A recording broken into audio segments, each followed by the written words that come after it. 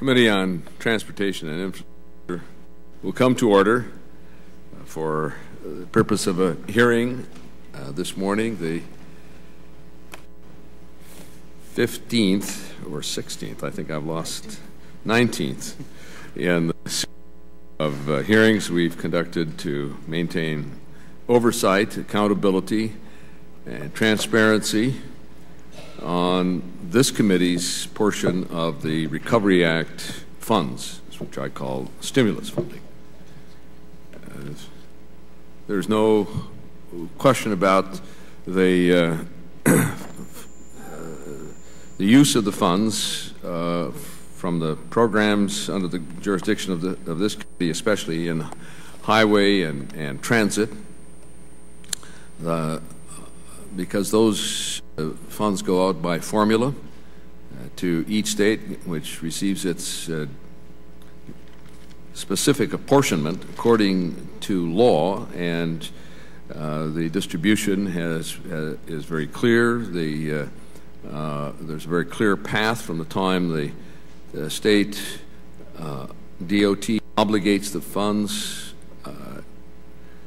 announces bids, invites bids, awards bids, contract gets underway, construction work is underway, and the reimbursement process begins. All of that is measurable, trackable, and we receive a report every 30 days with now 100% of the $34 billion in highway and transit funds obligated, all $34 billion.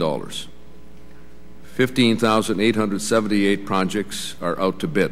That's $30.7 billion, 90% of the funds out to bid.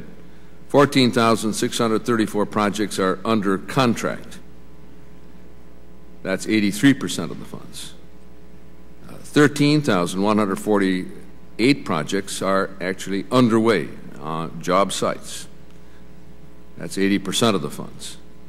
And 12% of all the funds, 5,069 projects, are actually completed already. The Clean Water State Revolving Fund formula programs, 1,962 projects out to bid. That's 100% of the $3.8 billion. 1,956 projects are under contract. That also is 100%. And 1,836 projects, work is underway, 96% of the funding. So,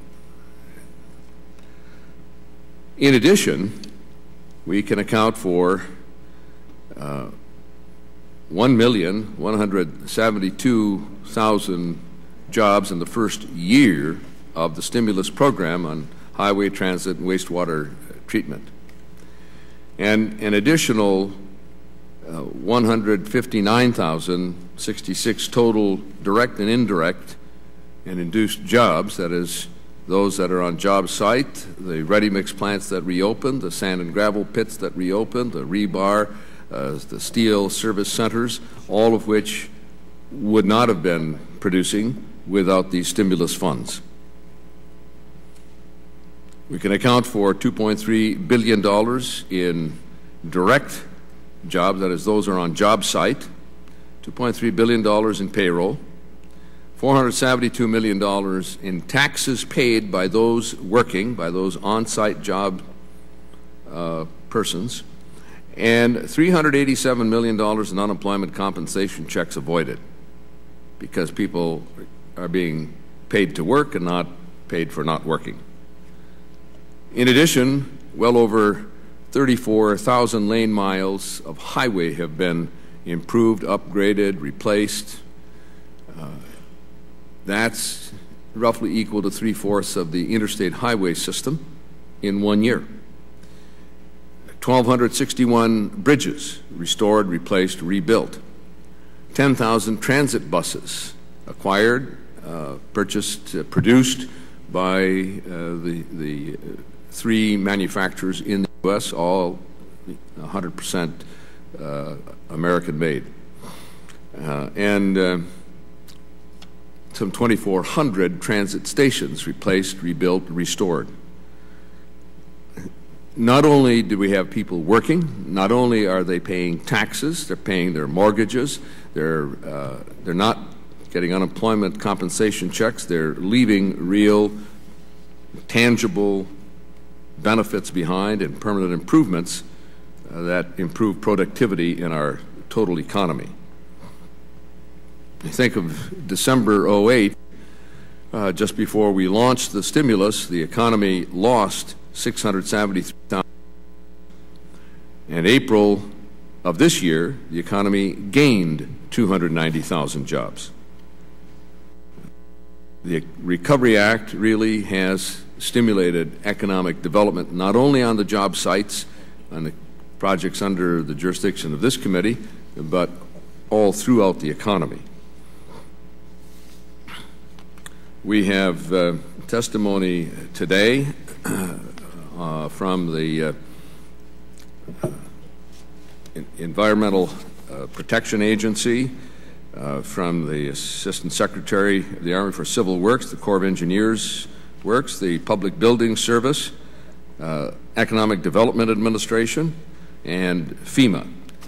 We also have testimony from GAO, which is going to give us a report on their assessment of success stories and problems and concerns with oversight by the responsible federal government agencies.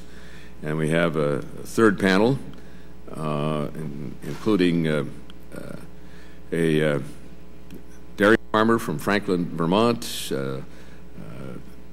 the president of Ellicott Dredges, the Biohabitats Company, and the Green Building Council.